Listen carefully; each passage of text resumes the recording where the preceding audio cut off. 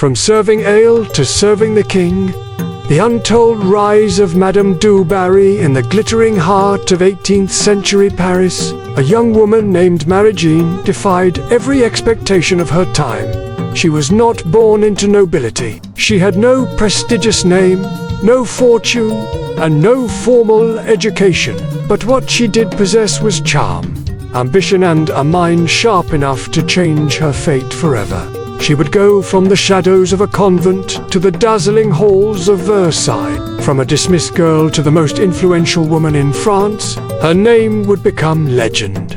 Madame du Barry, the official companion of King Louis XV, the convent girl who refused to obey, born in 1743. Marie was the daughter of a humble seamstress and, according to whispers, a respected clergyman.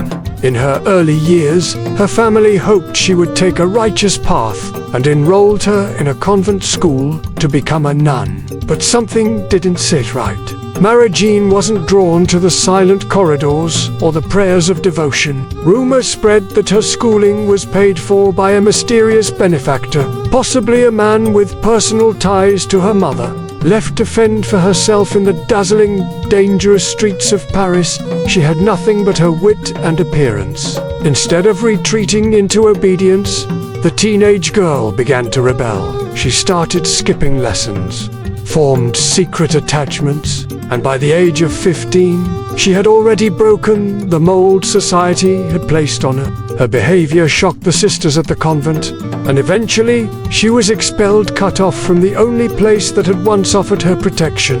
Left to fend for herself in the dazzling, dangerous streets of Paris, she had nothing but her wit and appearance. The tavern girl who learned to survive at just 16, Marie began working at a tavern not as a noble lady, but as a hostess. In a place filled with smoke and secrets, she stood out. With golden hair and confidence beyond her years, she quickly earned a reputation not just for her beauty, but for her ability to captivate powerful men. She learned how to listen, how to entertain, and most importantly, how to turn conversation into opportunity.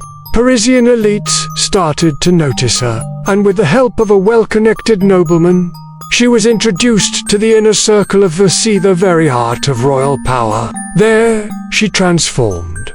Gone was the poor girl from the convent. In her place stood Madame du Barry, a woman of elegance, mystery, and rising influence. The mistress of Versailles. It wasn't long before she caught the eye of King Louis XV himself. She was given the title of Countess, showered in silk, jewels, and privileges beyond imagination. Though many women sought the king's favor, none charmed him like du Barry. He was enchanted not just by her looks, but by her presence, her intelligence, and her fearless nature. Soon, she became more than a guest at court. She resided in a private suite within Versailles, dined on silver, and attended lavish balls, where her entrance turned every head. But power breeds enemies, brothers sharing a wife. The scandal behind du Barry's royal rise at the royal court. Marie's arrival was like a thunderclap. With her fiery beauty and disarming charm, she captivated King Louis XV almost instantly. Bold, mesmerizing, and far from innocent, she seemed to awaken something in the aging monarch. Whispers spread through the palace. Louis XV had become a different man. Just as Count Jean du Barry had predicted, the king became utterly infatuated with her, so much so that he could barely spend a moment away from her side. It was no secret.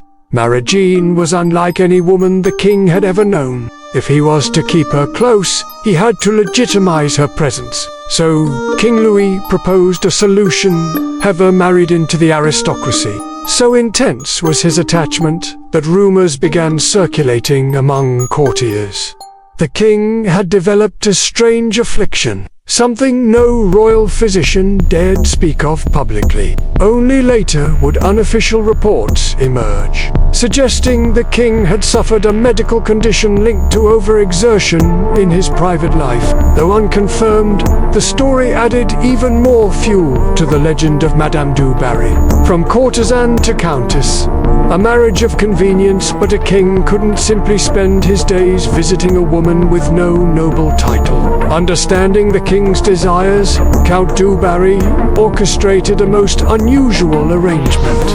He married Marie off to his own younger brother, a man rumored to have limited mental capacity and no real say in the matter. Through this marriage, Marie was officially granted the title Countess du Barry, opening the gates of Versailles and court society to her. Now, with a noble name and a proper title, the king could visit her as often as he pleased, traveling freely between the Barry estate and the palace, all under the guise of official matters of state. The Queen's enemy. Madame du Barry versus Marie Antoinette. Madame du Barry had everything a woman of her background could ever dream of. Silk gowns, diamond tiaras, her own palace wing in Versailles, and a king hopelessly addicted to her presence. But in the golden cage of the royal court, the higher you rise, the more enemies you create. And her most dangerous enemy, the young, proud, Austrian-born Marie Antoinette, the future Queen of France. Antoinette, barely a teenager when she arrived, was raised to be a queen, not to share attention with a former tavern girl. To her, du Barry was a disgrace to the crown. To du Barry, the queen-in-waiting was a spoiled brat with too much pride. What followed was not just a cold war, it was a duel of words, silence, and humiliation. At one royal banquet, Marie Antoinette refused to speak a single word to du Barry, violating court etiquette. It became a scandal. The tension got so high, foreign ambassadors were summoned to broker peace. Eventually, under pressure, Marie Antoinette whispered a single, infamous sentence to du Barry. There are many people at Versailles today. It was meaningless, and yet it made headlines across Europe. The message was clear. Du Barry would never be accepted as one of them. P4. Fall of a favorite. From Versailles to the Guillotine in 1774, the world shattered for Madame du Barry. King Louis XV, her lover, protector, and the pillar of her power, died suddenly from smallpox. Within hours, everything changed. His successor, Louis XVI, and his young queen Marie Antoinette had no love for du Barry.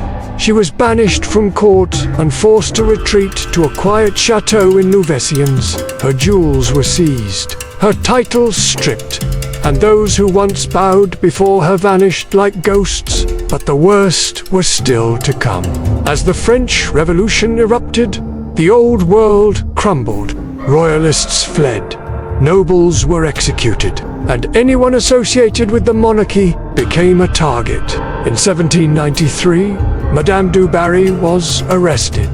During her trial, she pleaded, begged, even offered to return every jewel, every coin, every property she ever owned. But it was too late. To the revolutionaries, she was the symbol of excess, of sin, of royal corruption.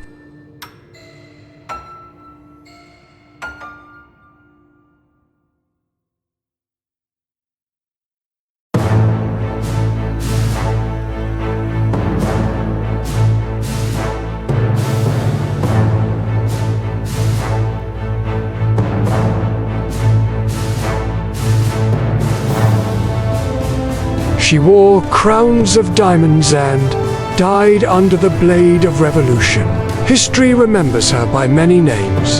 A courtesan, a manipulator, a queen without a crown. But behind the scandal, behind the silks and secrets, there was something undeniable. Madame du Barry changed history. One glance, one kiss, one secret at a time.